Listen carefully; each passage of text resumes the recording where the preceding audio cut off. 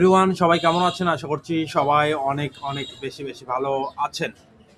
তা masters final পরীক্ষা 2023 অনুষ্ঠিত 2026 মানে আপনাদের ঈদের পর পরীক্ষা অনুষ্ঠিত হতে যাচ্ছে।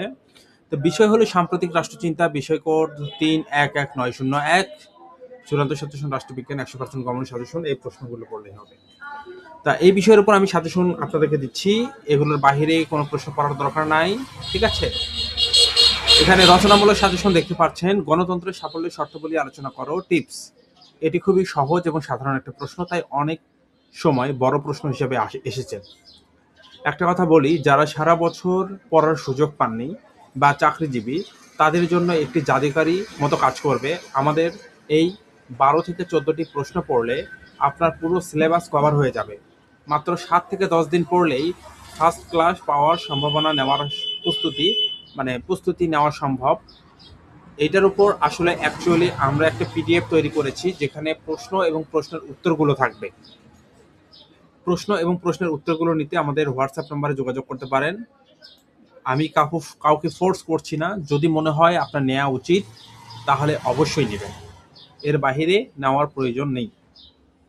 রচনামূলক আরেকটি প্রশ্ন হলো, স্টালিনের একাদশী সমাজতন্ত্র তত্ত্বটি ব্যাখ্যা করো, টিপস। লেনিন ও টস্কির সাথে তুলনা, এই প্রশ্নটা বেশ অনেকবার এসেছে। সো এই জন্য এই প্রশ্নটা অধিকতর গুরুত্বপূর্ণ এবারের পরীক্ষার জন্য।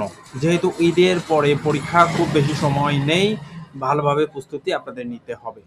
3 নম্বর প্রশ্নটি দেখতে পাচ্ছেন, ইমানুয়েল কান্টের রাষ্ট্রদর্শন আলোচনা করো, টিপস। নৈতিকতা ও বিশ্ব শান্তি নিয়ে তার মতবাদ ফোকাস করবেন। এই বিষয়টা নিয়ে ফোকাস করবেন। আমাদের পিডিএফে সম্পূর্ণ বিষয়গুলো একদম সুন্দরভাবে সাজিয়ে দেওয়া আছে, যা আপনি চাইলেই খুব সহজে এবং সুন্দরভাবে পড়তে পারবেন। আপনি শুয়ে পড়তে পারবেন, আপনি বসে পড়তে পারবেন, কেননা এটা হলো পিডিএফ ফাইল। আপনি 7টা সাবজেক্টের জন্য 7টা পিডিএফ থাকবে। সাজেশন এবং সাজেশনের প্রশ্ন উত্তর একটির মধ্যেই থাকবে, যা আপনি যখন মন চায় আপনি পড়তে পারবেন। আপনার অতিরিক্ত বা আলাদা করে বই কেনার প্রয়োজন পড়বে না। তারপরের প্রশ্নটি হলো, অস্তিত্ববাদ কি? অস্তিত্ববাদের বৈশিষ্ট্য আলোচনা করো, টিপস। জ্যাপল সত্রের প্রশ্নের সাথে এটি মিলিয়ে পড়তে পারেন, কারণ এই প্রশ্নটি অনেকবার এসেছে। এবার পরীক্ষাতে এটা গুরুত্বপূর্ণ হিসেবে কাজ করবে।